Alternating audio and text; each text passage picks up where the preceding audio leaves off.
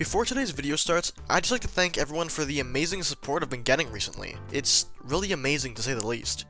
Especially on the last video I did on New Super Mario Bros. DS. If you like the type of content I create, then please make sure to subscribe and turn on post notifications to stay up to date on anything I post on my channel. This is my second video in my little retrospective series on the entirety of the New Super Mario Bros. Franchise. I had a lot to say about the first one, so if you'd like to watch that first, you can click the little eye at the top of the screen. If not, then sit back and enjoy the video. This will only be me talking about New Super Mario Bros. Wii and comparing it to the one on the DS. I won't be mentioning any other entry past this point to give it a review as if this was the newest entry at that point in time. Alright, I'll let you guys watch the rest of the video.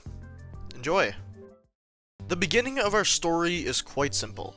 The release of New Super Mario Bros. DS led to overwhelming critical acclaim among the masses. People, including myself, absolutely loved playing this game as much as they possibly could. It's obvious the game had some flaws, but it was an absolutely perfect game that had me beckoning for more. Later that same year, the Nintendo Wii came out, not only replacing the greatest console of all time, the GameCube, but revolutionizing the gaming space. I mean, look at this thing. It's just like a TV remote, except it can be put to actual use. Want to go bowling? Because this thing has motion controls in it, just swing the thing.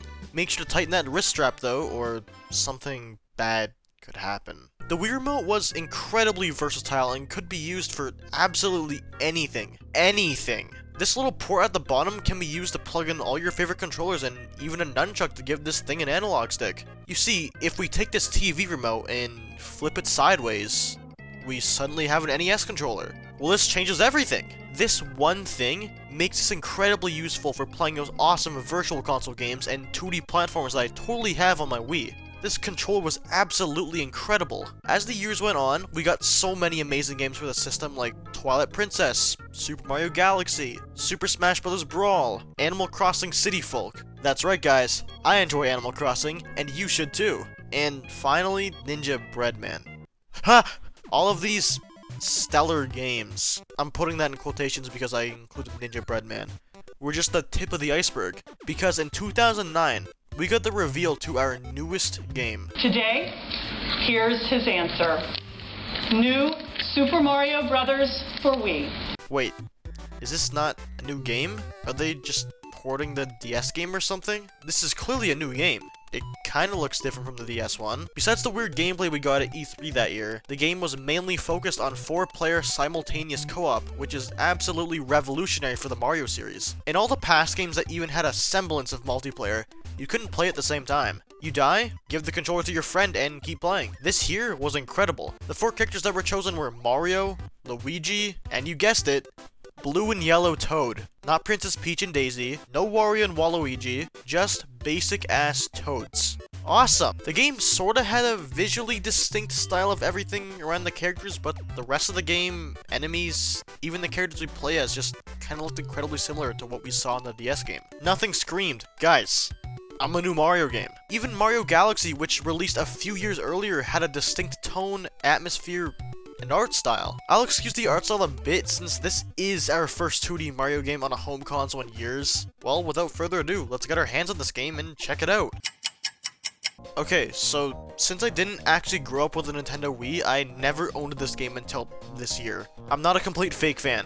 I played this game when it came out at my friend's house who actually owned it. Unlike its counterpart, this game can't even drive yet. Unless you live where I do, then, I don't trust this game behind the wheel. Obviously, this is my second-hand copy of the game, but it's in really good condition, all things considered. No manual because, well, fuck me, I guess. Don't actually have much to say here besides I really like this game. I'll get to why later, so let's just play the game. The intro.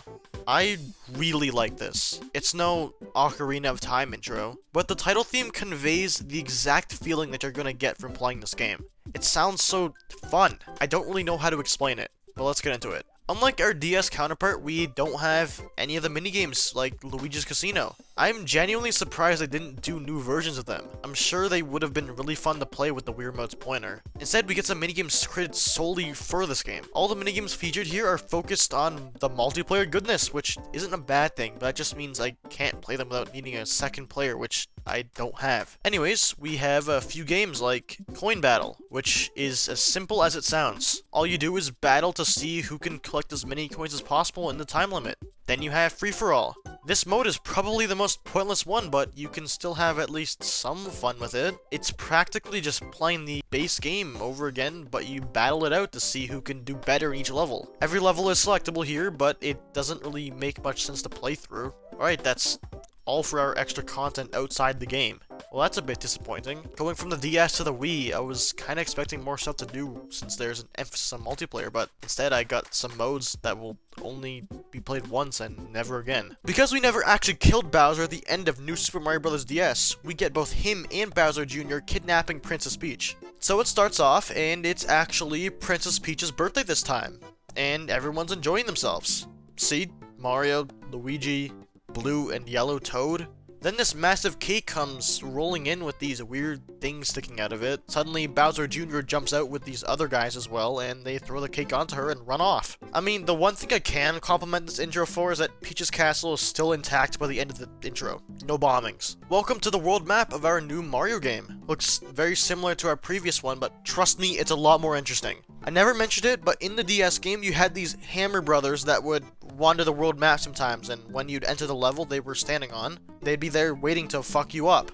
Well, in New Super Mario Bros. Wii, these types of enemies return as actual stages on the world map. If you bump into them, then you'll be forced into an encounter and have to fight them. You earn power-ups from these, which I'll get to in a moment. There's also some new events where you'll have to save a Toad from a level, which is cool, I guess. These do add more variety to the world map, instead of just constantly going forward with no need to return to past levels. Something new with this game is the ability to hold power-ups. It's not like past Mario games where you can only hold one. No, you can hold up to 99 of every single power-up in this game at one time, which is insane. I'm not complaining. I think this is an incredible change and makes it a bit more rewarding for doing some of the other stuff on the world map. The mushroom houses in this game are where you'll get most of your power-ups from. You have power-up panels and 1-up blast. Power-up panels is a form of gambling, which I'm always going to love. You just kind of match the icons of the power-ups to get them, and hope you don't land on a Bowser or Bowser Jr. card. 1-up blast just kind of gives us 1-ups, so it's not really important. The weird little star mushroom house gives us rare items. Ooh, star.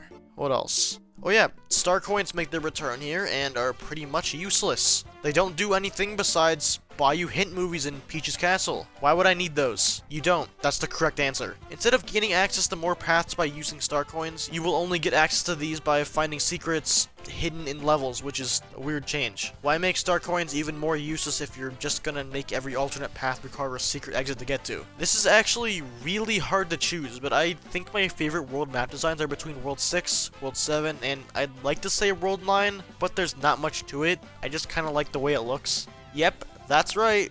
There's a special world in this game, but I'll get to that in a bit.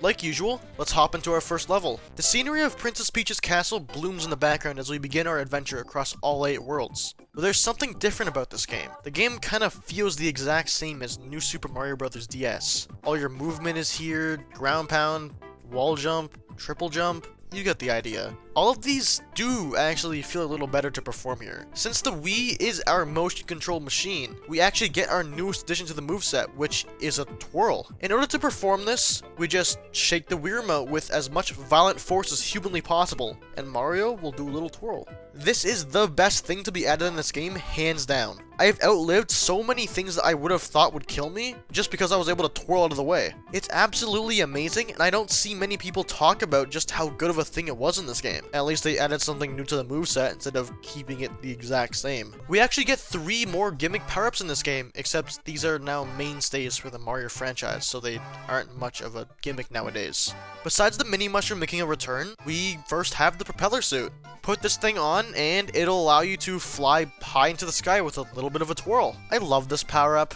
Not only is it amazing, but it's broken in a good way. Since the game allows you to twirl mid-air, you can stay in the air longer and gain more distance with this thing. Next up are the Ice Flower and Penguin Suit. I'm lumping these guys together because they are literally the exact same power-up. Anyone want to shoot ice balls to freeze enemies? Well, just use one of these power-ups and you can do exactly that. I think the Ice Flower is a no-brainer power-up for Mario to have, but the Penguin Suit actually makes it redundant. They both can fire ice balls, but the Penguin Suit can slide on its belly when you run for a little bit and press down on the D-pad. Imagine this power-up as the blue shell, except you can control it significantly easier. You don't need to slide on your belly.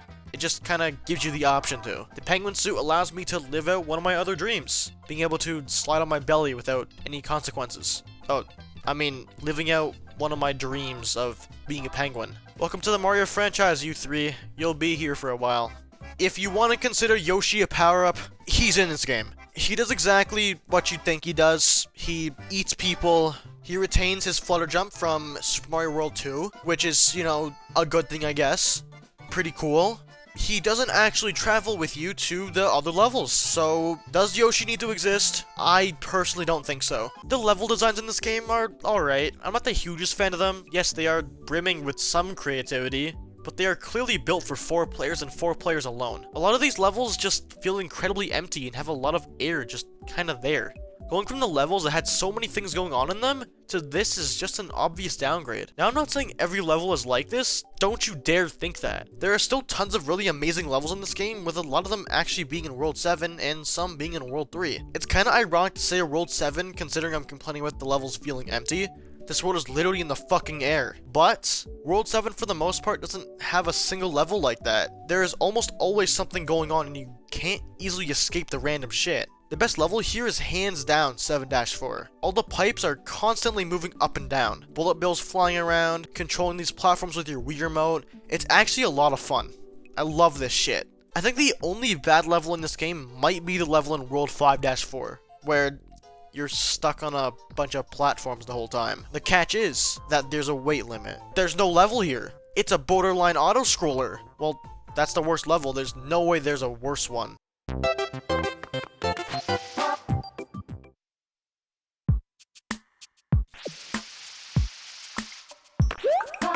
It's the same fucking level, but without the weight limit. This level idea did not need to be used more than once. This is just an easy way to make a level and have nothing actually occur in it. What a waste of time. New Super Mario Bros. Wii actually has a really amazing soundtrack. I think some tracks are a downgrade from the DS, like the Mid and World Castle themes, but the rest of these are so fucking good. I love the theme for World 8. It's one of the best tracks of the entire franchise. Same with the Overworld level theme. It's absolutely fantastic to listen to. The Special World is our in-game extra content here.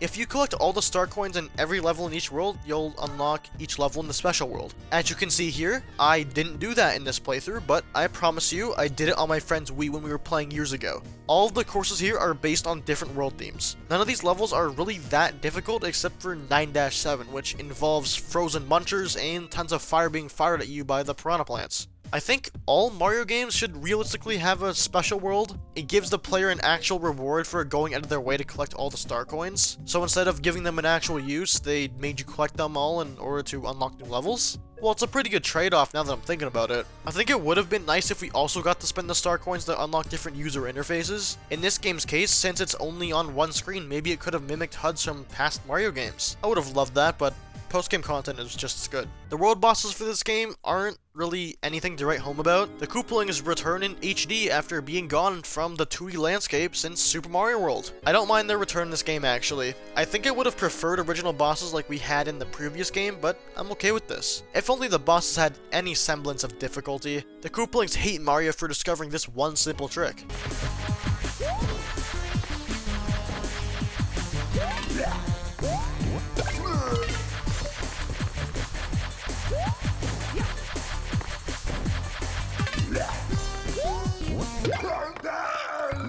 Literally every world boss can be beaten this way, and it's not very fun unless you're in it for the speedrun. The mid-castles in New Super Mario Bros. DS suffered from this same problem. Since you just play Bowser Jr. every time, they'd add more to his moveset to make him more difficult. Except a fire flower would one-shot him regardless, so it was pointless. So nice.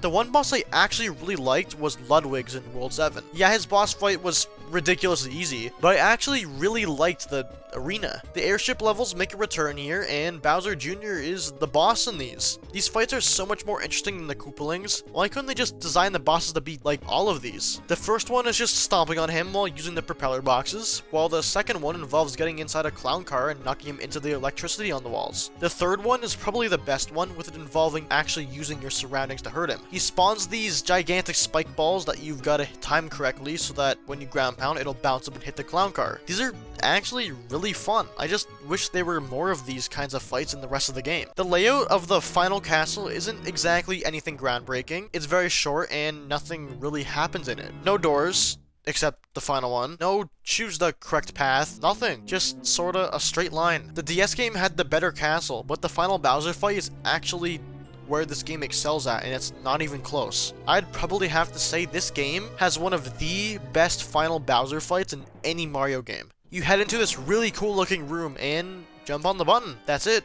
That's the fight. We've officially saved the day.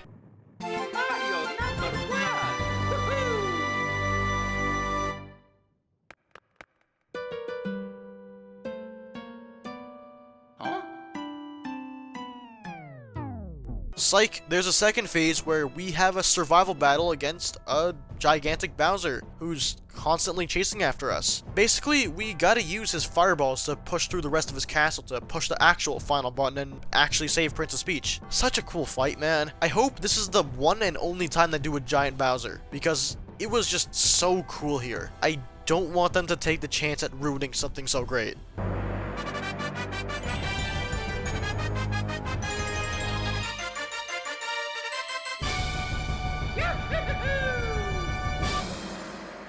As the sequel to New Super Mario Bros. DS, I'd say this game is absolutely fantastic. The level designs and the world bosses are alright, nothing groundbreaking. The rest of this game is where I truly believe it shines. The music is so good, it's definitely up there with its predecessor. I, again, truly don't think the power-ups in this game are all that great when you lump them all together, but the propeller suit on its own practically carries the rest of them on its back. Seriously. One of the greatest power-ups in any Mario game. I mentioned way earlier that I actually like this game. Do I like it more than New Super Mario Bros. DS? Short answer, no. But long answer, yes, kinda. As someone who never owned this game as a kid, I was relegated to only playing it at friends' houses until I could actually own the game myself. I played the multiplayer in this game so often years ago, it's not even funny. Basically, my whole reasoning for actually liking this game over its predecessor is solely because of the cooperative aspect and post-game content. It is so fucking chaotic when you have 4 people playing at once. Everyone is just trying to kill each other instead of playing the game, and it's loads of fun. You're actually able to pick each other up in this game, and if you're like me, then there's only one thing to do when you pick up your friend. The Wii gave birth to so many memories which I'll always treasure. The Special World again is such an amazing addition to this game and gives it even more longevity. So many levels of absolute stupidity to play around with.